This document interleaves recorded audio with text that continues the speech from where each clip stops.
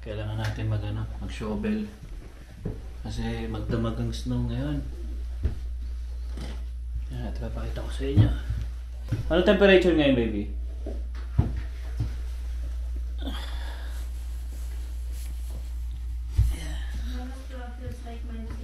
Oh, minus 18. Oh shit, kaya kailangan ko mag-gloves.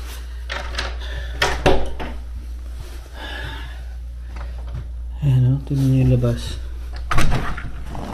Oh, punong-puno. Ayan. Tambak oh. Ayan, so kailangan natin i-shovel to. Kasi kung hindi, tayo mahihirapan maglakad. Kaya kailangan natin siyang i-shovel. Tayo muna natin camera. Muna natin itong shovel. Itong shovel na to guys, ano to? Gamit to dito talaga sa bahay. Galing sa aming landlord, no? So, di ko alam kung ano yung uumpisahan ko. Kung dito o dito. Pero parehas lang naman yan, no? So, kain muna natin dito siguro. Unahin ko muna to. Pero check din muna pala natin yung labas. Kasi dito kailangan din yung labas. Kasi shovel din natin. Kasi bawal to. Hindi, okay na. Nalinis naman na. Ito ang kailangan natin tirahin. So, shovel muna tayo guys. Dito muna siguro.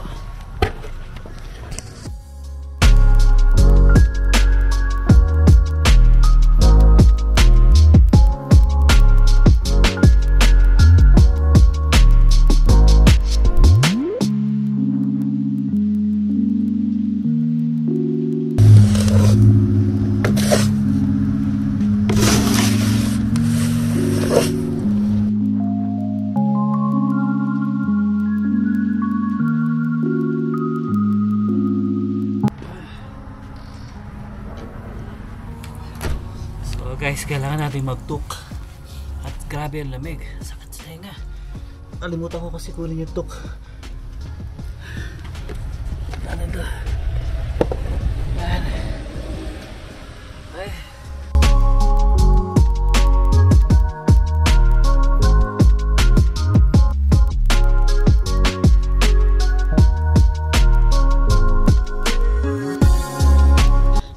So guys, wala pa tayo sa kalahati, pagod na ako.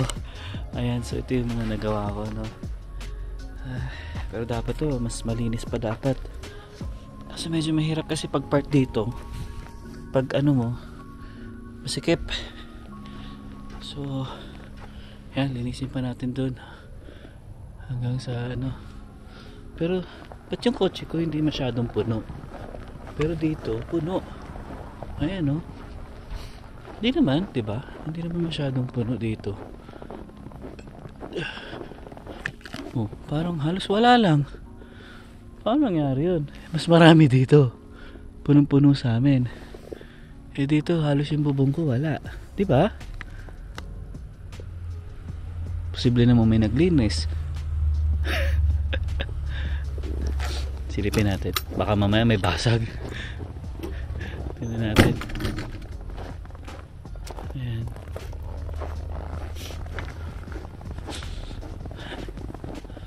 Oh, diba? Halos hindi naman siya ganun karami. Yan, madali na to sa blower ko. Kaya na ng blower ko to mamaya. Mabilis na yan. Diba guys? Nakakapagtaka, diba? Parang dito, ang kapal-kapal ng yelo. So, dapat yung bubong ko makapal din, diba? Pero to, hanggang dito, lilinisin natin to.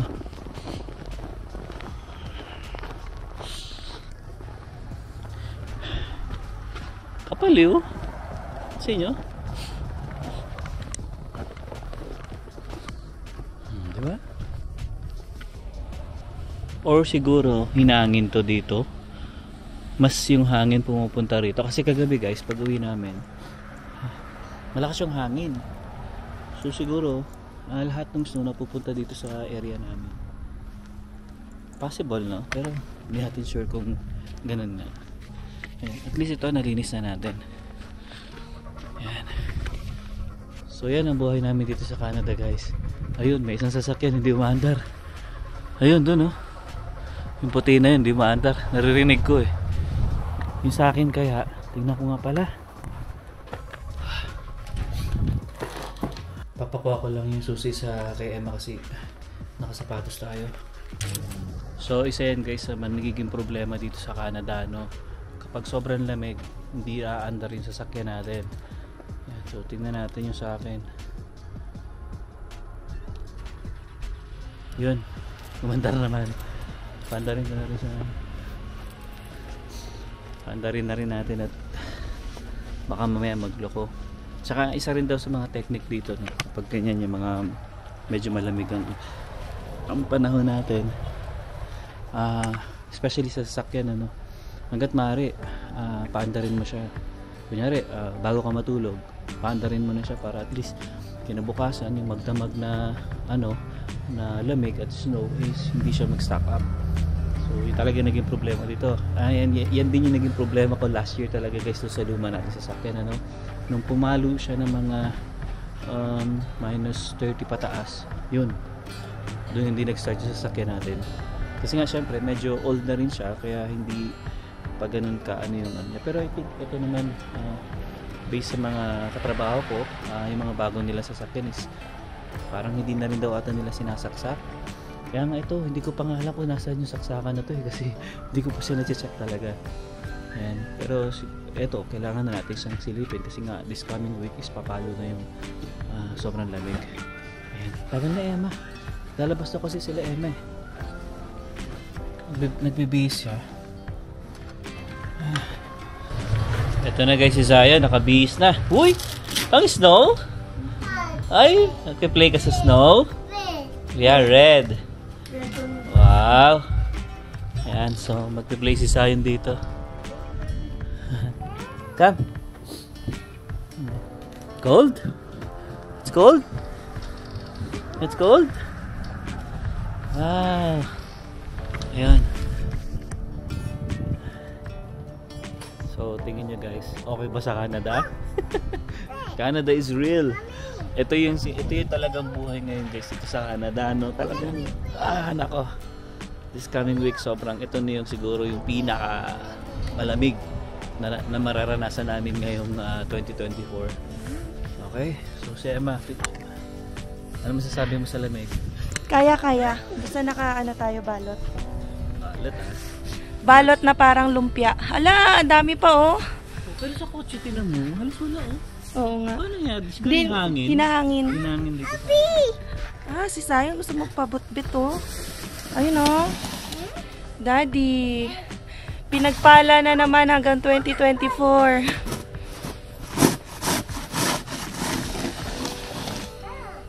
Guys, gusto niyo po mag-Canada? Ito, ang mararanasan niyo dito sa Canada. Ay, nako. This coming week guys, papalo to na hanggang minus 33. So, based dun sa forecast na nakikita namin sa apps namin. Pero, tingnan natin kasi pwedeng tumaas, pwedeng mas bumaba. Kaya, tuloy na natin to. Pagpapalahin tayo ngayon. Papi! Mommy!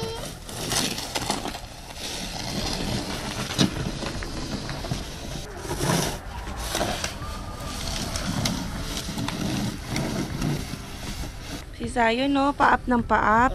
Mabigat ikaw. Ay, si Daddy oh. Ay, kuya. Ay, sino ba yun? Bio. Ate. May nakita daw siyang kapitbahay namin. Ate, ang tawag.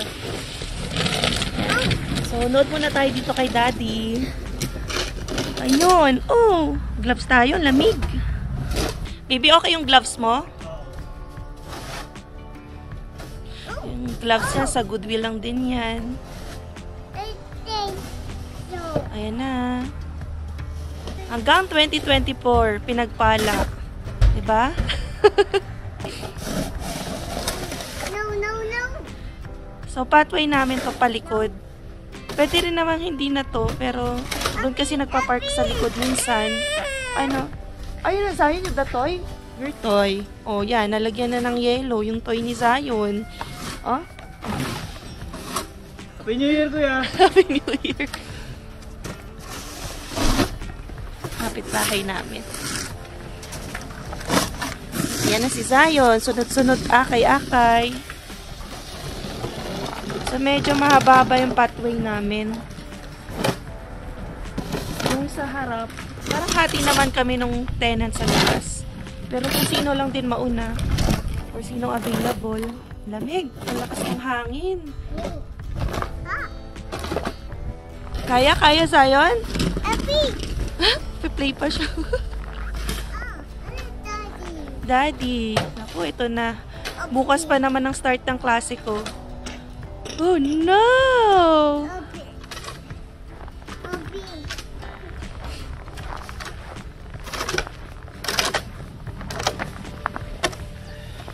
Ano, kaya pa, Toy? Dapat may cover ka sa face. Yung balaklaban, no? Oo. Diba, Zion? Alis tayo dyan. Hindi pa matapos si Daddy. Magulo ka dyan. No? Namumula na nose ni Zion. Lilisan na rin natin to kasi dito rin ako magdadaan. Oo nga. Saglit lang naman to. Few minutes lang. Di naman tayo magbababad. Tsaka ano din, experience, diba? Experience dito sa Canada. Grabe! In few days, sa Thursday, minus 33. Minus 29.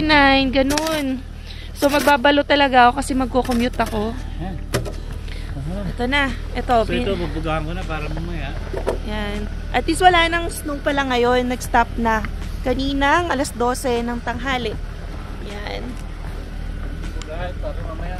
Yan. Bugahan na raw ni Alvin para, syempre, ito si Zion, no? Nilabas na rin yung toy niya. Ito, ano to? Siguro mas matagal na itong nandito. Kasi yung window niya covered na in snow. Kapit-bahay din namin. Ito na si Alvin, snowblower. Yan, tanggal na rin, diba?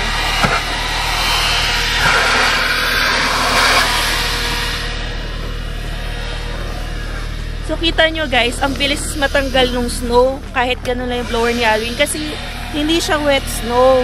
Diba? Dry snow lang siya. Walang kasamang ambon o ulan.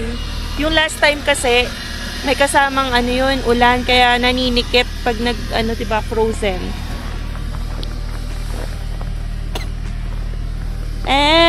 Wala nang mata. Covered. Oh, that, what's that? Ito kasi ginagawang ano ba to? Green line sa likod namin. Anyway, ito mamaya tanggalin. Or ewan ko kung tatanggalin na ni Alvin. Diba? Ayan.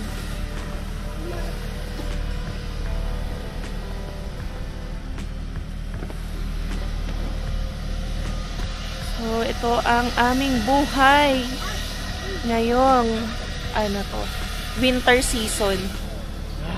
Kaya? Lamig. Kailangan Buhay Canada nga naman. Kailangan, Puro na si kailangan mo ba magdoble ng gloves? Hindi, naman. okay naman. Okay naman siya. Makapal-init. Minsan kasi guys, depende kasi sa quality eh. So, kailangan mo minsan doblehin yung gloves mo. Yan, ganyan. Katulad kay Zion. Happy. Happy. Oh, up. Nagpapa-up to si Zion.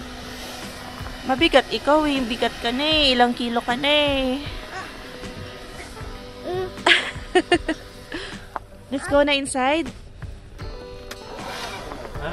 Okay na, baby. Mamaya, bago tayo pumasok, at least malinis na siya. Tatanggalin ko na lang ito. Oo. Kasi medyo May konti pa pala. Patak pa rin eh. Pero hindi na yung katulad kagabi. Oo, malakas yung kagaya. Kaya nga ganyan, no? Diba? Yan. Ayan. So, buhay na buhay pa rin ang ating boots. So yan guys, tingin nyo ba worth ito mag-Canada? Yan ang next topic natin guys. Kung sa tingin nyo okay po ba mag Canada sa ngayon. especially sa kagaya natin ng mga international student.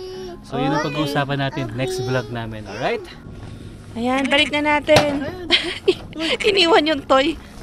Nagdala na to eh. Loko-loko, oh. Come on. Ayan, so yun guys, yan, tapos na tayo, no? Okay na. Tingnan natin yung harap. No? Na-shovel kaya doon? Yeah, ito yun.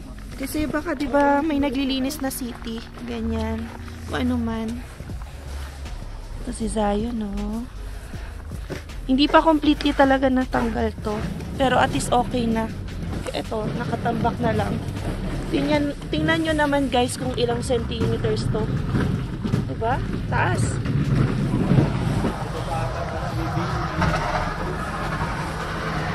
So, tingin tayo. Ayun o, may nagpo-flow ng truck. Nung highway.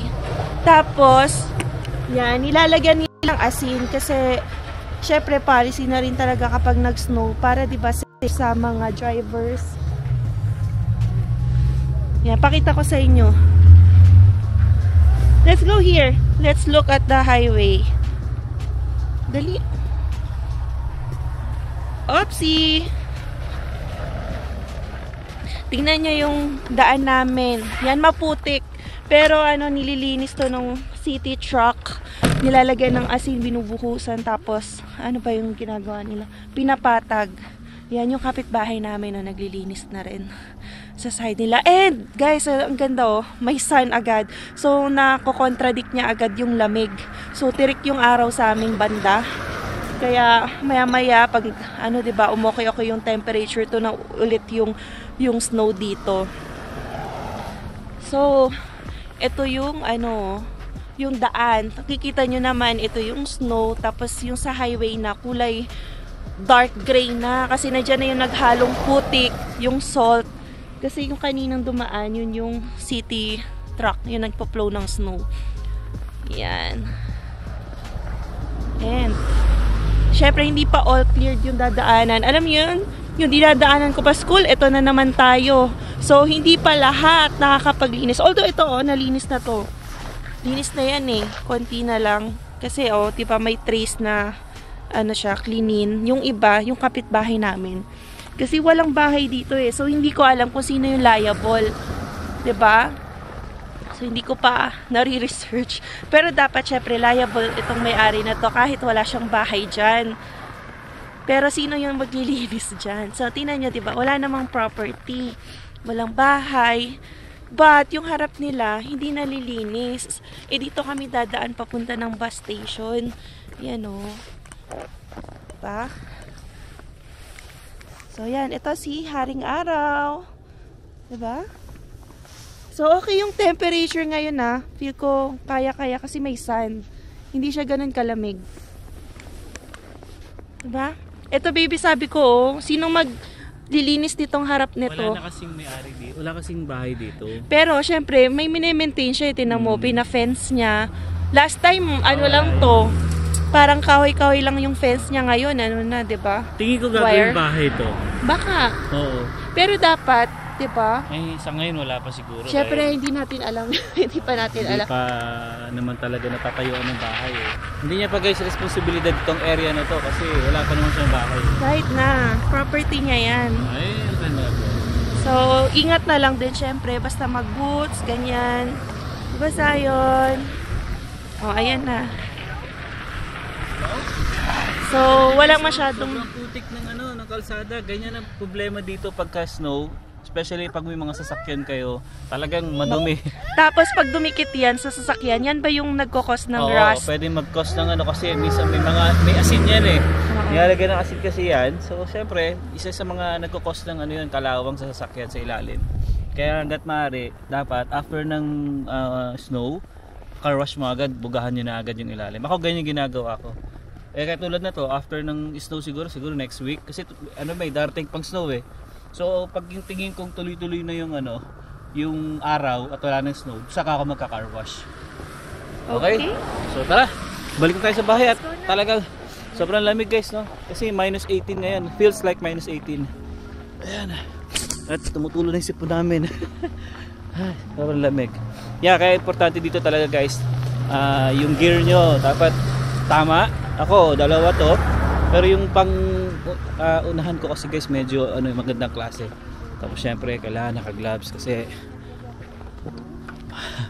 masakit sa kamay guys. Saka syempre kailangan may tuk ka rin kasi yung tenga natin pag yan lumutong, nako. Ito yan, lalaglag na lang yan. Ayan, so ito yung oops. Laglag. Oo, okay na. Alam niyo ba guys, itong remote ng ano ko, camera ko, nalabahan ni Emma to nung nasa Vancouver kami. At buti na lang, pasalamat ako kay Mike, asawa ni Eric, nakita niya sa washing machine nila. Ayun, so far okay pa naman, working pa naman siya. Ayan. Ayun. Okay, so dito na natin tatapusin tong vlog natin, ano? And sana guys nag-enjoy kayo sa panunod ng vlog namin ngayon kahit ako isang pinagpalang tao.